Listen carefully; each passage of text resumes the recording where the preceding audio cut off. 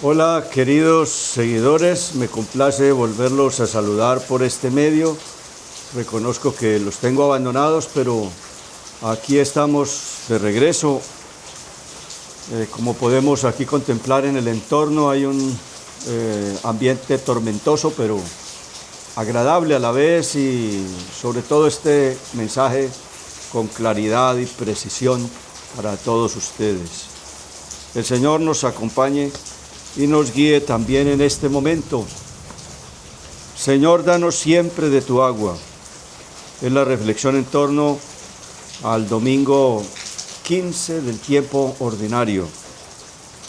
Comienzo por lo que en otro modo me serviría para terminar, contradiciéndome a mí mismo en la manera de ver las cosas. Es decir, que casi siempre uno tiene una manera de comenzar y de terminar, pero en este caso hago un poco lo contrario, empezando por lo positivo. Dice el Evangelio, hablando del terreno que recibe la semilla y que produce un porcentaje, dice que unos del 100 por 1, otros del 60, otros del 30. El porcentaje es una manera de indicar que hay variación. Hay tres tipos de terreno. Algunos, la mayoría no son buenos, pero hay uno que es fecundo y que produce esos porcentajes que hemos registrado. En todo caso, la producción se da en 100 por 1, 60 y 30.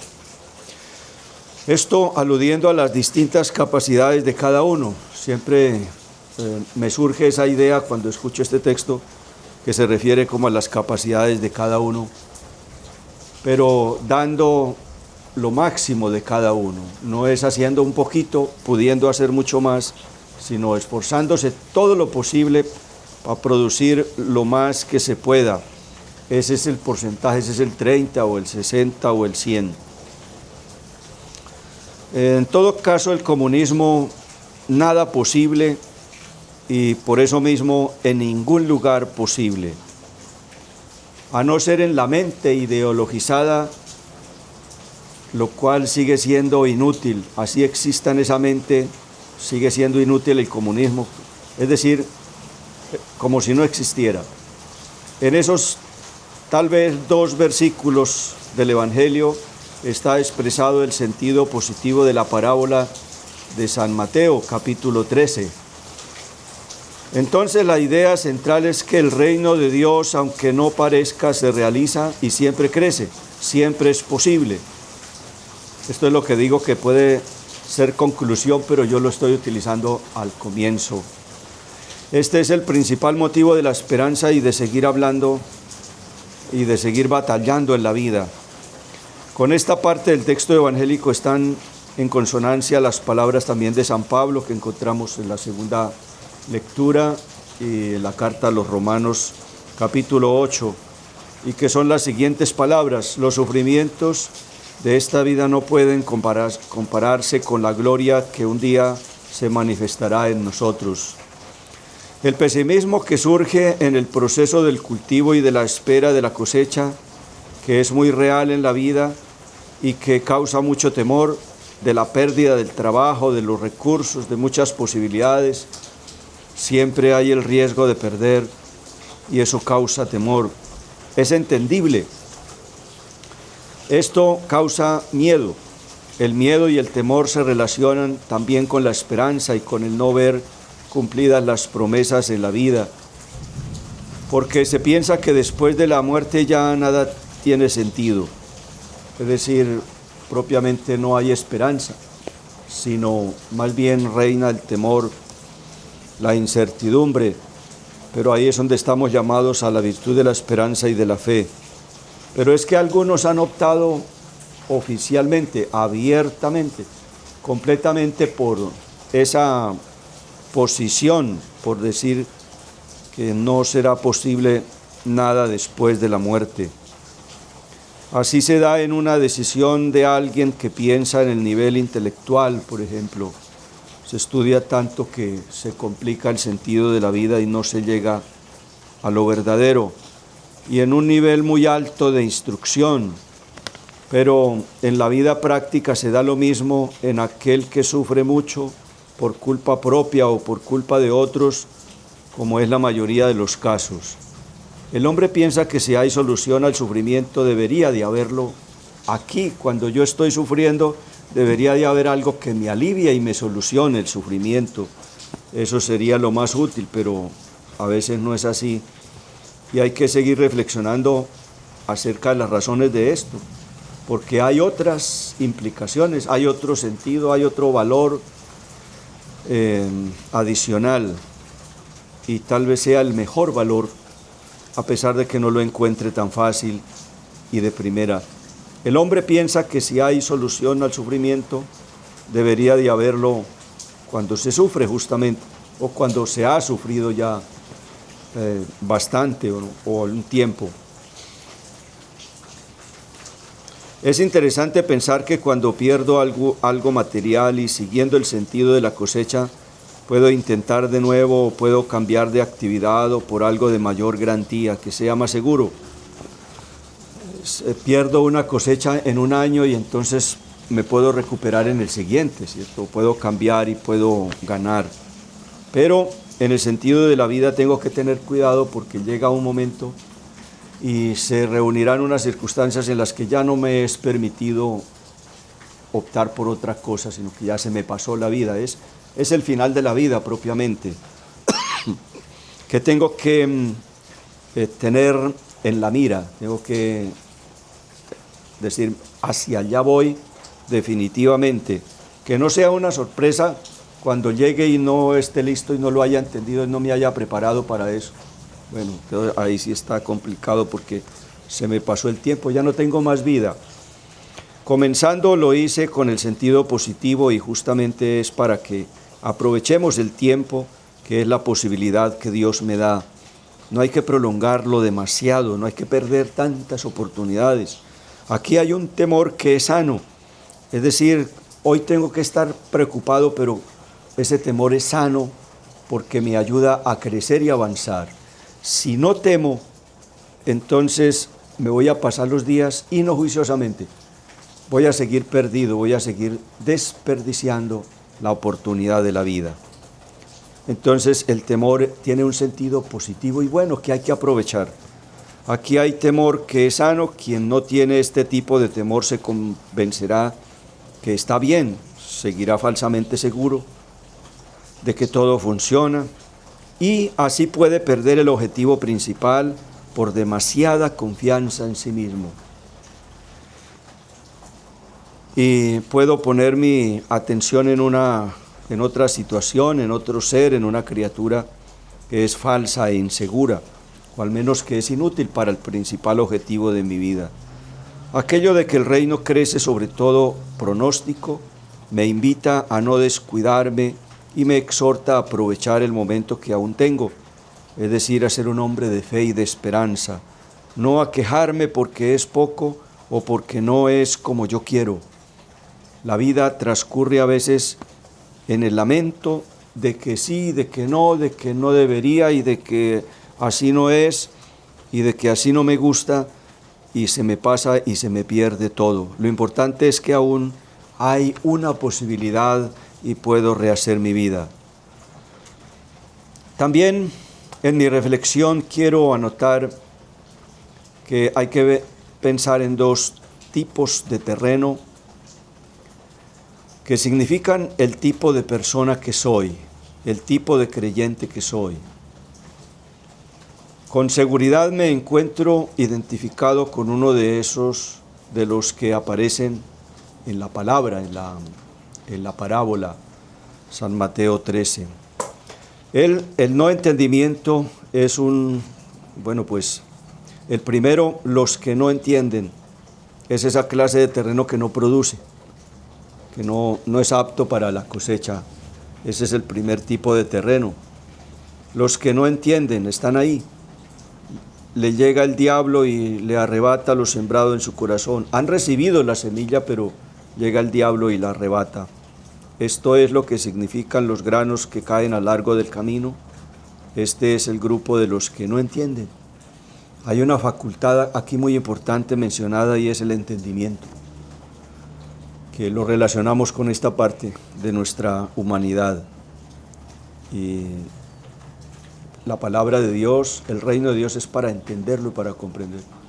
Pues es cuando no se comprende, es cuando no se aprovecha y se puede perder. El no entendimiento en un sentido es porque el tema es muy confuso o muy complicado. Y en este caso, en este mensaje, eso no es, porque el Señor mismo explica tan claro y que por eso enseña en parábolas y explica la parábola. La parábola en sí es ya muy clara, es de sentido común, es para los más, para las personas más sencillas, más normales, digamos, pero además el Señor la explica. Tal cosa significa tal cosa, porque algunos de los que estaban ahí y lo escucharon le pidieron la explicación. El Señor es muy pedagogo con nosotros, pero hay el otro modo de entendimiento que es que ya no lo quiero y no lo quiero aceptar. Es culpa de nosotros. No me interesa, no me hable de eso, no me importa. Dios se ha esforzado en ser muy claro, entonces debo mirarme a mí mismo. Si el complicado soy yo, si estoy yo siendo el problema. Con frecuencia puedo creer en sentido contrario que las cosas de Dios son muy simples y sin importancia. ¿Qué tiene que enseñarme un cuentico el Señor, una parábola, una explicación como para niños? No me importa eso. No me dice nada para la vida. Soy tan orgulloso y soberbio que esa parábola del sembrador y el tipo de terrenos y ese tipo de semilla no me sirve a mí. A mí qué me interesa si soy un industrial, soy un ingeniero químico, soy un profesor de matemáticas, soy un profesional, qué sé yo. Y entonces le parece muy poco el conocimiento del reino de Dios que el Señor explica, y por eso mismo se lo puede perder y estará en una situación muy complicada, la más complicada posiblemente. Los que no entienden, los que no tienen interés en aceptar que el reino exige cambios en la vida, entonces se adaptan más al mundo que al reino de Dios y creen que lo que se anuncia es ya lo que ellos hacen. Es decir, y a veces no solamente lo que ellos ya están haciendo, sino que lo están haciendo mejor. Es que es mejor mi forma de vivir, es mejor mi propuesta. ¿Para qué me enseña más, señor catequista, señor predicador, señor presbítero? ¿Para qué me enseña más si yo entiendo mejor que ustedes? Segundo, lo sembrado en el terreno pedregoso significa el que oye la palabra y la acepta inmediatamente con alegría, pero es inconstante. Hay otra virtud de la constancia, de la firmeza, de la perseverancia. No solo es casarse, sino permanecer casado. No solo es hacer la primera comunión, sino seguir comulgando toda la vida. No es aprender un idioma para dejarlo, para olvidarlo. O sea, claro, uno utiliza los conocimientos según las necesidades, pero no tendría sentido aprender para no utilizar esa herramienta. Entonces, la inconstancia pues hace que se pierda lo más valioso, ¿no? Iniciar a construir una casa y dejarla abandonada. Pueden haber muchas explicaciones, pero yo lo que quiero es ayudarles a entender que del tesoro no tengo que distraerme, porque se lo roban, se pierde, lo puedo perder yo mismo por mi propia culpa. Se sucumbe, se debilita, se derrumba si no soy constante. Recuerden que la cosecha es un proceso de constancia y va dándose un crecimiento y una atención. Yo no puedo botar la semilla y abandonarla, no. La dejo quieta así porque ella tiene su tiempo y ahí su crecimiento en algún modo muy importante no depende de mí, ella misma va creciendo, la planta tiene un desarrollo maravilloso, natural, es una ley natural, pero tengo también que estar pendiente del cultivo, porque no es que porque crece sola la voy a abandonar, pues tampoco, ¿no? Se entiende. Ojo, atención, guarden, que la palabra clave es la inconstancia, el ser inconstante, la falta de perseverancia, la flojera, el no tener un proceso, el no continuar, el ponerse a experimentar. Hoy en la comunicación vemos que el mensaje es de pocos segundos, pero inmediatamente hay otro tema y le pone la publicidad y hay otra distracción y aparece una figura y esto y aquello, y el cambio constante lo desestabiliza a uno y usted pierde la ruta, pierde el ritmo, pierde la orientación, pierde el horizonte, se pierde en tanta cambiadera. Hay que cambiar. Yo no estoy predicando en contra del cambio, sino que entiéndame que es que la constancia es una virtud supremamente importante, y debido a la inconstancia se pierde el reino de Dios. Los inconsistentes, los que saben bien qué es el reino y lo defienden y están ilusionados, pero que se volverán atrás cuando vean también un problema, y sobre todo en la vida espiritual, cuando encuentren un problema relacionado con lo espiritual, entonces dicen, pero ¿por qué Dios permite esto, no? ¿Por qué Dios permite la injusticia o el mal? ¿Por qué Dios no se manifiesta? ¿Por qué Dios no hace, no actúa? Y entonces cuando encuentro un antitestimonio, a veces hasta del mismo sacerdote, entonces me echo para atrás. Ese es un inconstante, ahí está usted o puedo estar yo mismo. Tercero, lo sembrado entre los espinos representa aquel que oye la palabra, pero las persecuciones de la vida y las seducciones de la riqueza la sofocan. El reino de Dios, pues es el reino de Dios, entonces tiene sus características, tiene su forma, tiene su estilo, tiene su forma de ser, tiene su consistencia. El reino de Dios, por eso el reino de Dios no es reino del mundo ni reino de otro, es de Dios. Pero en muchas formas me puedo distraer, ya lo estamos diciendo. Otra forma de distracción y de perdición es la riqueza. Me dedico a producir y me muero produciendo y nunca produzco lo que quisiera, porque siempre me veo invitado a ir más allá. Y si fuera lo bueno, perfecto, siempre uno puede ir más allá. Pero si es en lo malo, en la riqueza, en la materialidad, en la fama, en la corrupción, en la maldad, en el reino del demonio, pues no, de ninguna manera no. Esos grupos son los que no tienen el agua de Dios. El Salmo nos recuerda que el agua de Dios y nos invita a pedir el agua de Dios, y me recuerdo a la samaritana que dice, Señor, dame de esa agua, después de entender. La samaritana entendió, por eso pidió el agua de Jesús, no la de siempre, no la del pozo de Jacob.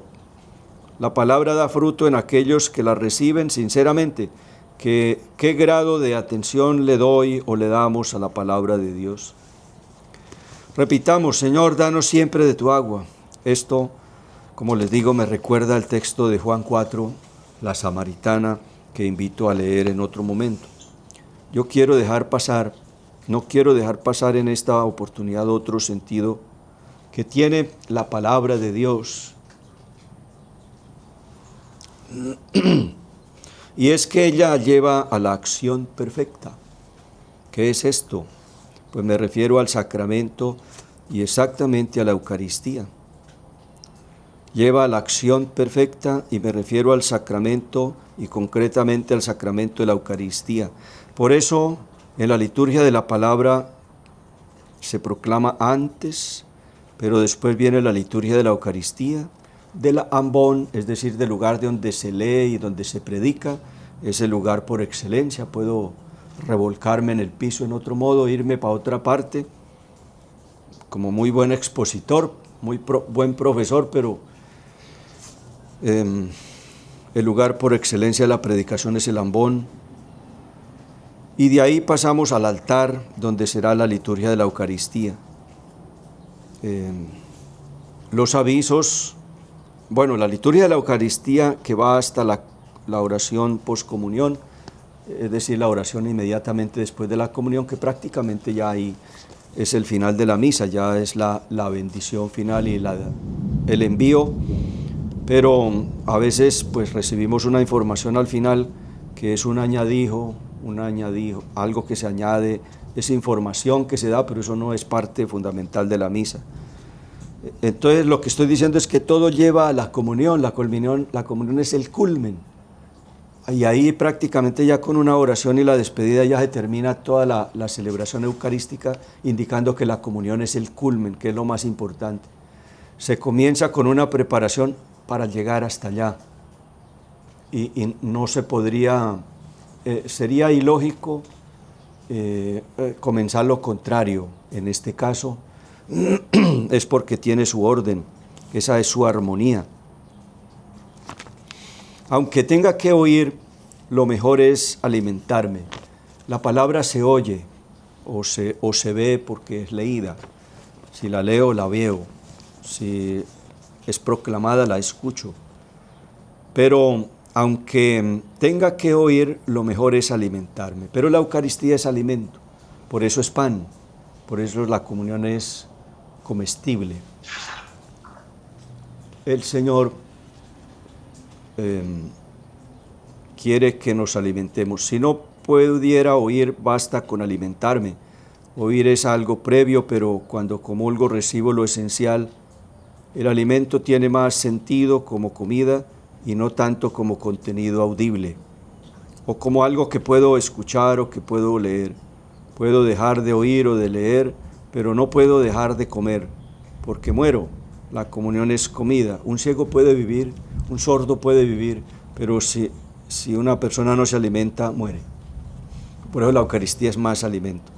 Entonces, tanta insistencia en la palabra nunca me debe de llevar a ser como los protestantes, sino como católico, porque entre más conozco la palabra, entre más la leo, más eucarístico me vuelvo. De lo contrario, no hago lo correcto, no estoy bien, estoy manipulado, no he entendido. No estamos celebrando la solemnidad del Corpus Christi, pero estamos hablando del misterio eucarístico que está presente todo el año, todo el ciclo litúrgico, que está presente todo el tiempo y en toda nuestra vida cristiana como centro y culmen. La Eucaristía es centro y culmen de la vida cristiana. La palabra se concreta no en un libro o en un material impreso, sino en el sacramento que es la Eucaristía.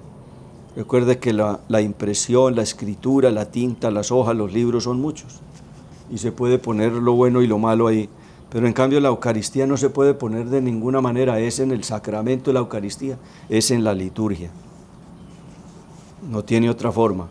La palabra se concreta, pero como la palabra es la persona de Cristo, pues llega a ser sacramento, llega a ser acción perfecta, llega a ser Eucaristía. Por eso puedo decir que la palabra es la instrucción eucarística. La palabra es para instruirme en la Eucaristía.